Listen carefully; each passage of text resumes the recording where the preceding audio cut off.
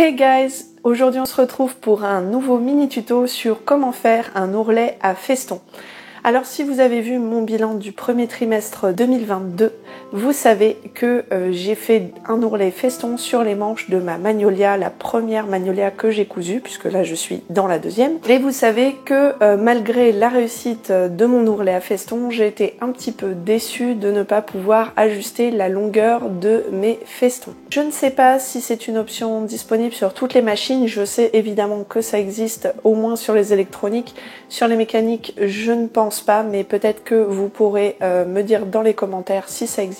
Néanmoins, sachez que si vous êtes sur une mécanique comme la mienne, vous ne pourrez pas choisir la longueur de vos festons, mais uniquement la longueur de vos points. Et comme il faut une très petite longueur de points pour avoir des festons brodés correctement, alors vous aurez des festons tout petits. En tout cas, vous allez voir que cette méthode d'ourlet est très facile à faire, qu'elle est jolie, qu'elle peut apporter une petite touche fantaisie sur vos vêtements. En tout cas, moi j'ai apprécié la faire et j'apprécie son effet, malgré évidemment les longues heures à découper tout l'excédent de tissu sur le bord de mon ourlet. Avant de vous laisser avec les explications, je vous rappelle que j'ai des réseaux sociaux, Instagram et Facebook sous le nom de Couture Positive, que si cette vidéo vous plaît, à la fin, vous pourrez mettre un pouce en l'air en bas de la vidéo et vous abonner à ma chaîne pour avoir des nouvelles de mes futures sorties.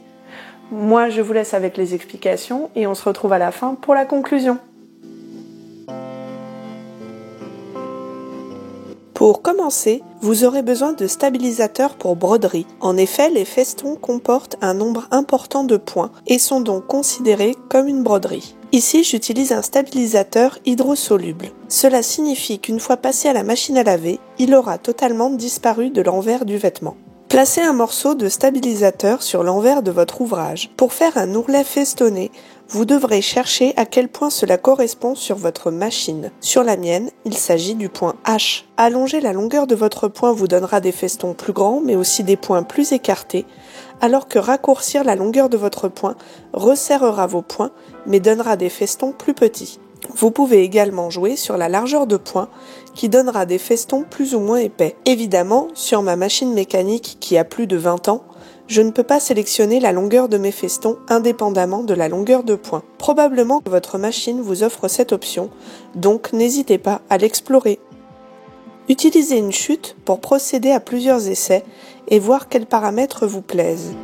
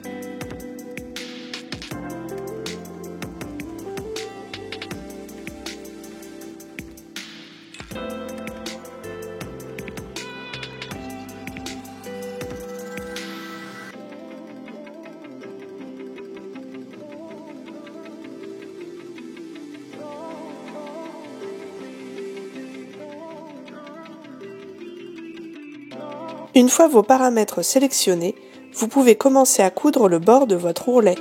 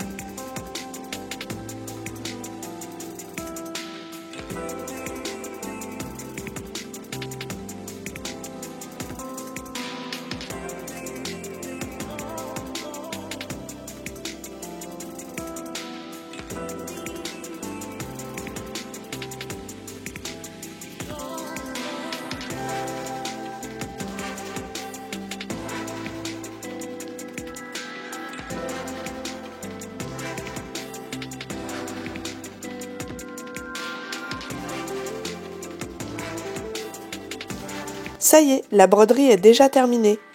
La plus longue étape est devant vous si, comme moi, vous avez fait de petits festons.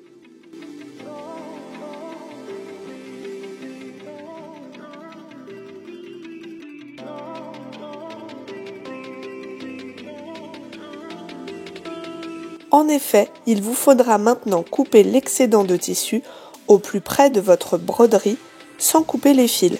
Je vous conseille fortement d'utiliser des ciseaux de broderie qui vous donneront plus de précision.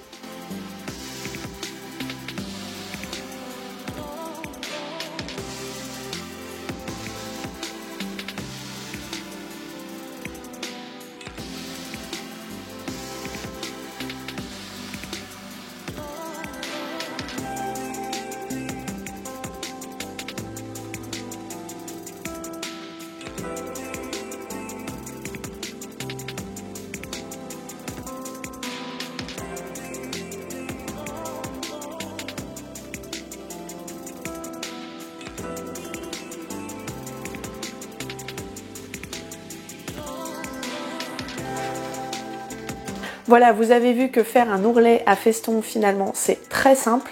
Il suffit d'avoir le bon matériel, évidemment, et de savoir bien ajuster sa longueur de point pour avoir un point serré et harmonieux sur toute la longueur de la broderie. Il faut également être assez patient si, comme moi, vous avez fait de tout petits festons qui vont demander beaucoup de temps et de précision pour découper tout autour. En tout cas, j'espère que cette vidéo vous a plu. N'hésitez pas à mettre dans les commentaires si vous avez des questions ou des points à ajouter sur cette vidéo.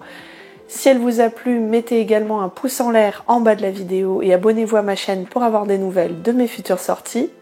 Je vous rappelle que j'ai également des réseaux sociaux, Instagram et Facebook, sous le nom de Couture Positive. Moi, je vous dis à la prochaine vidéo et bonne cousette!